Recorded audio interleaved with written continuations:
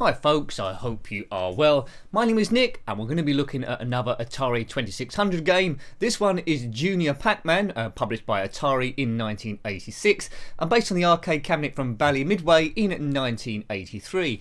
We've already reviewed Pacman, which wasn't very good, and then Mus Pacman, which was quite a bit better, and now Junior Pacman, and the difference between this one and the others is it actually scrolls. Yes, it's not on a single screen, it does scroll vertically. The arcade cabinet scrolled horizontally, I believe. This one is vertical, so let's see how we get on. Right, so the pellets are still rectangular, but it's a whole lot more difficult because there's more of a playfield to get around. You will see fruit every now and again popping around the place, and we must get that for extra points. Now, I can't remember what difficulty I've got this in, so we'll just see if I can get off the first maze or not. But it's all about seeing how the thing plays. And already I think, I did love Mus Pacman, that was great, but already I think it's the most advanced out of the three. Look, it's got scrolling. You don't see that very often in a maze game on the Atari 2600 that I've seen so far, at least.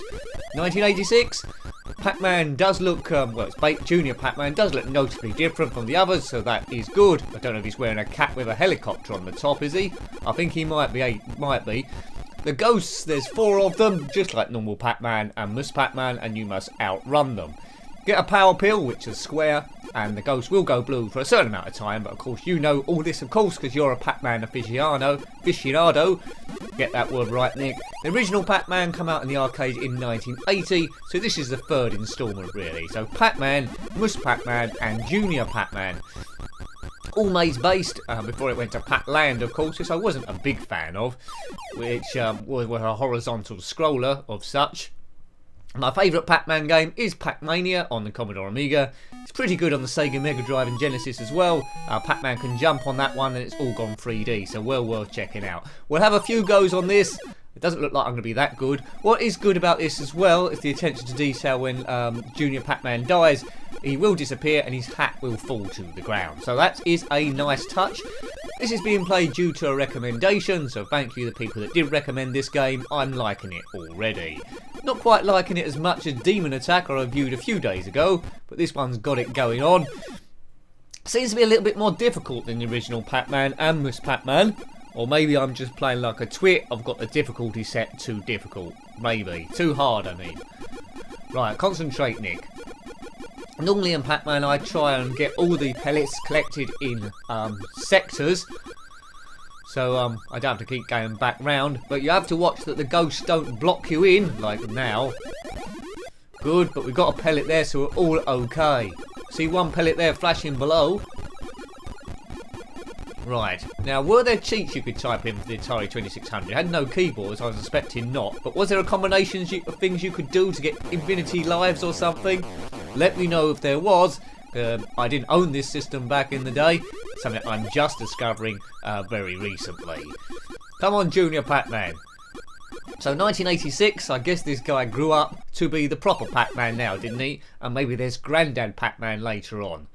So we lost all our lives. You see the maze does change colour. Here's the blue one eventually. If you leave it in demo mode, it does scroll through. There's pink there. So it gives you a sense that you're getting somewhere. The original Pacman conversion always stayed the same colour, which weren't very clever in my opinion. Controlling this on the joystick, it's the only way to go. This is being emulated. I would admit that. I don't own the system. So there might be fractional small differences, but I just want to see how it plays to get a bit of an experience what it was like back then. The Atari 2600, of course, came out in 1977, which was a long time ago. So this was 9 years after the system was developed. Good. Right, come on, Nick. Can you do one maze? Probably not. I like this one. It is pretty good. I'd like to spend the time on getting gradually better on the thing.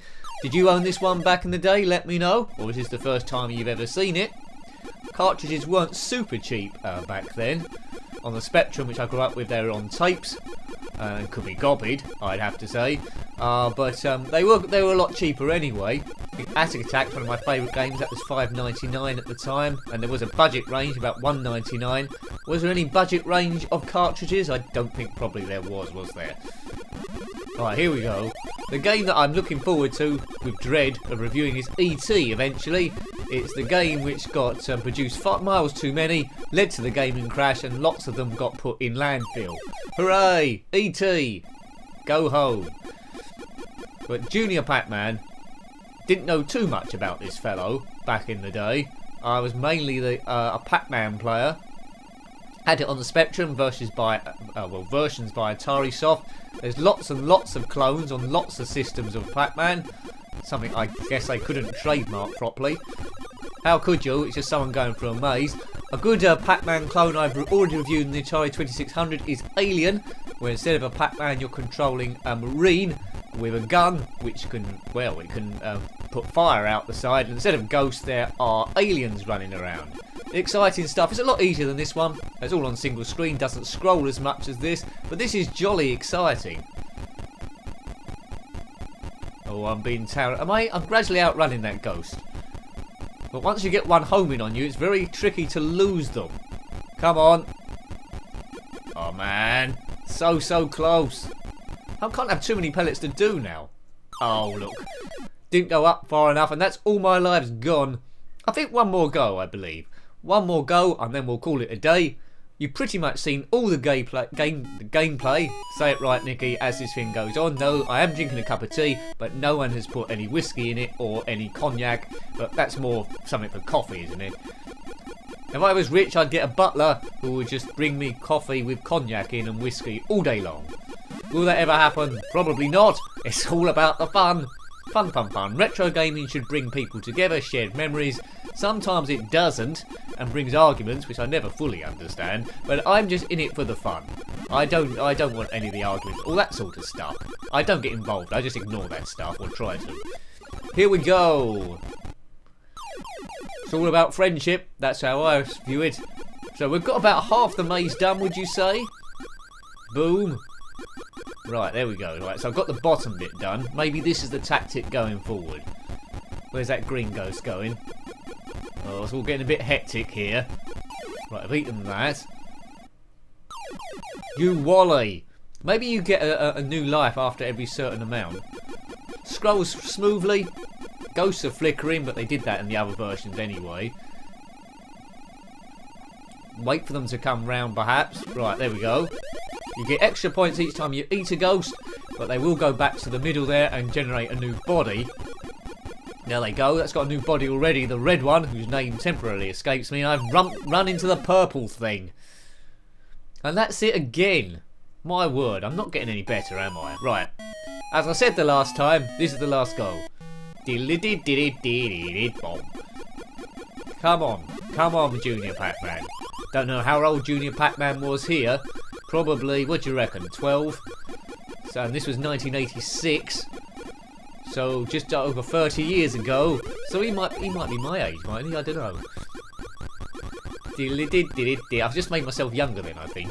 What? Why not? Just make yourself younger. I'd like to go in a stasis booth like they had on the sci-fi thing Red Dwarf, and just stay, well, I should have done that 20 years ago, and just stay that age forever, just keep regenerating. Time stays still in the stasis booth though, so yeah, it makes no difference. It'll probably be in the future now. I used to be very interested in cryogenics, until I realised it probably didn't work. It'd probably be very painful. There's some head somewhere in... Why have I got onto this subject? Anyway, there's some head somewhere in cryogenic stasis, if the company hasn't forwarded them out because they've gone bankrupt. Can you imagine that, being revived in the year 12,000 with a lack of memory, just a head in a jar? Mind you, from the DNA, they could probably do the whole body, couldn't they? Imagine being revived and think, oh yeah, it's worked. Can I have a game with Junior Pacman? They go, what's Junior Pacman? I've never heard of it. There we go. But we got sidestepped a bit here. Right, okay.